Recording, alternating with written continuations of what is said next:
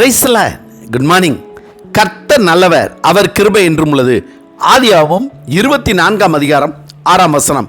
நீ என் குமாரனை மறுபடியும் அங்கே அழைத்து கொண்டு போகாதபடிக்கு எச்சரிக்கையாயிரு. ஆதியாகமம் 24ஆம் அதிகாரம் 6ஆம் வசனம்.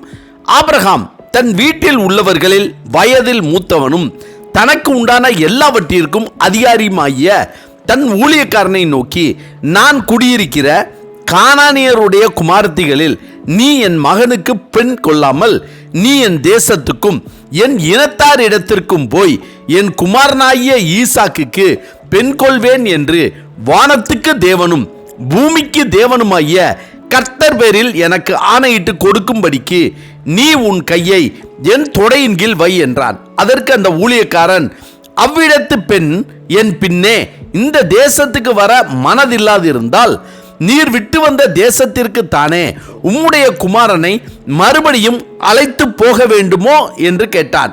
அதற்கு ஆபிரகாம், நீ என் குமாரனை மறுபடியும் அங்கே அழைத்து கொண்டு போகாதபடிக்கு எச்சரிக்கையாயிரு. என்னை என் தகப்பனுடைய வீட்டிலும் என் இனத்தார் இருக்கிற தேசத்திலும் இருந்து அழைத்து வந்தவரும் உன் சந்ததிக்கு இந்த தேசத்தை தருவேன் என்று எனக்கு சொல்லி ஆணையிட்டவருமான வானத்துக்கு தேவனாகிய கர்த்தர் நீ அங்கே இருந்து என் குமாரனுக்கு ஒரு பெண்ணை கொண்டு வரும்படிக்கு தம்முடைய தூதனை உனக்கு முன்பாக அனுப்புவார். பெண் உன் பின்னே வர மனதில்லாது இருந்தாலே ஆகில் அப்பொழுது நீ இந்த என் ஆணைக்கு நீங்களாய் இருப்பாய். அங்கே மாத்திரம் என் குமாரனை மறுபடியும் அழைத்து கொண்டு போக வேண்டாம் என்றான். கர்த்தருக்கு பிரியமானவர்களே, பொதுவாகவே ஆபிரகாமோடு இருந்த தேவன் நம்மோடு கூட இருக்க வேண்டும். ஆபிரகாமை ஆசீர்வதித்த தேவன் என்னையும் ஆசீர்வதிக்க வேண்டும்.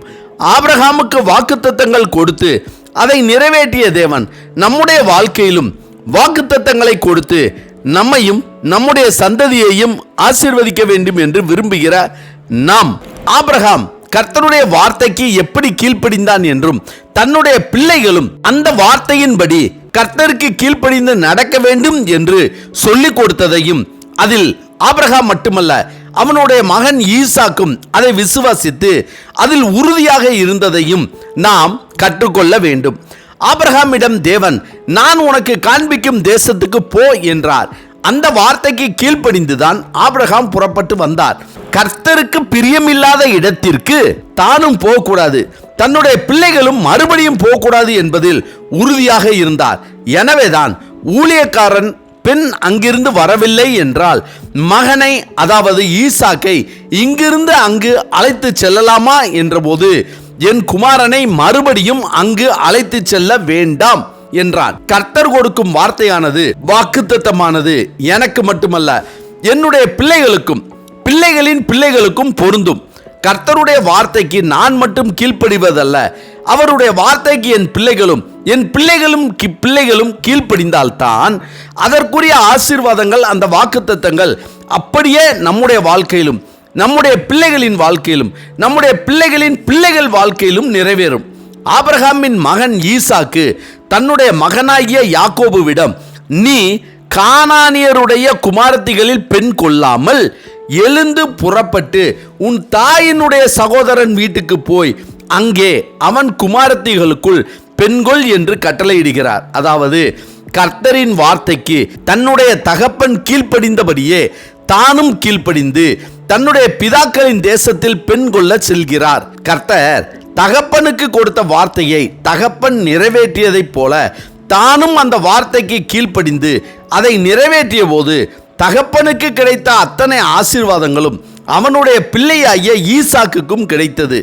ஈசாக்கினுடைய பிள்ளையாகிய யாக்கோபும் அப்படியே கர்த்தருடைய வார்த்தைக்கு கீழ்ப்படிந்து அந்த ஆசீர்வாதங்களை பெற்றுக்கொள்ள சொன்னபடியே யாக்கோபு கர்த்தருடைய வார்த்தைக்கு கீழ்ப்படிந்து கர்த்தர் ஆபிரகாம் ஈசாக்கை ஆசீர்வதித்த ஆசீர்வாதங்களை யாக்கோபும் பெற்றுக்கொண்டான். கர்த்தருக்கு பிரியமானவர்களே, கர்த்தர் நமக்கு கற்றுக் கொடுத்தவைகளையும் நமக்கு கொடுத்த வாக்குத்தத்தங்களையும் கட்டளைகளையும் நம்முடைய பிள்ளைகளுக்கும் கற்றுக் கொடுத்து பிள்ளைகளும் அதற்கு கீழ்ப்படிந்து நடக்க பழக்குவோமானால் கர்த்தர் நமக்கு கொடுத்த வாக்குத்தத்தங்களை நிறைவேற்றி நம்மை ஆசீர்வதித்ததைப் போல நம்முடைய பிள்ளைகளையும் பிள்ளைகளின் பிள்ளைகளையும் ஆசீர்வதிப்பார். அம்மேன். ஜெபிப்போமா? சர்வ வல்லமை உள்ள சேனைகளின் தேவனாகிய கர்த்தாவே, ஆபிரகாம் நீர் சொன்ன வார்த்தைக்கு கடைசி வரை கீழ்ப்படிந்து தன்னுடைய பிள்ளையையும் தன்னைப் போலவே கீழ்ப்படிந்து விசுவாசத்தில் உறுதியாய் நடந்து கர்த்தருக்கு பயந்து வாழ வேண்டும் என்ற எண்ணத்தை கொடுத்து அதை நிறைவேற்றி அவர்களுக்கு ஆசீர்வாதத்தை பெற்றுக் கொடுத்ததைப் போல நாங்களும் நீர் எங்களுக்கு கொடுத்த வார்த்தைகளையும் வாக்குத்தத்தங்களையும் கர்த்தருக்கு பயந்து அவருடைய வார்த்தைக்கு கீழ்ப்படிந்து நடந்து இதுவரை எங்களை பாதுகாத்து வழி நடத்தி ஆசீர்வதித்ததைப் போல எங்கள் பிள்ளைகளும் பிள்ளைகளின் பிள்ளைகளும் ஆசீர்வதிக்கப்பட வேண்டும் என்று அவர்களுக்கு கற்றுக் கொடுத்து கீழ்ப்படிய வைக்கிற கிருபையை கர்த்தர் எங்களுக்கு தந்தரல வேண்டும் என ஆண்டவராகிய இயேசு கிறிஸ்துவின் இன்ப நாமத்தில் ஜெபிக்கிறோம் நல்ல பிதாவே. ஆமென், ஆமென்.